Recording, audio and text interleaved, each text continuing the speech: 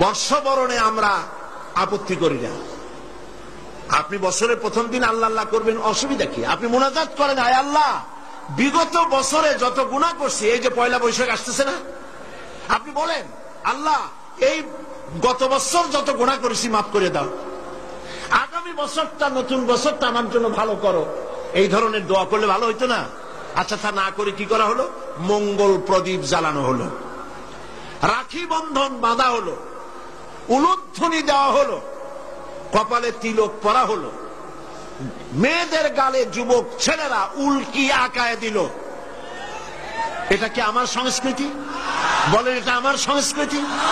তারপরে বড় বড় ময়ূর, রাক্ষস, কুত্তা, গাধা, গরু, এগুলির মুখোশ বানিয়ে মুখোশ পরে রেলি করা হলো। এটা কি আমার সংস্কৃতি? বছরের পয়লা দিনে মুখোশ পরার সম্পর্ক কি আমি বুঝি না। আপনি গরুর মুখোশ পরে র্যালি করলেন, হাঁটলেন, আপনি কি জাতিকে বুঝাতে চান নতুন বছরে জাতির সাথে গরুর মতো ব্যবহার করবেন? কেন এই মুখোশ আপনি পরেছেন? এটা আমার সংস্কৃতি নয়। এই কথাই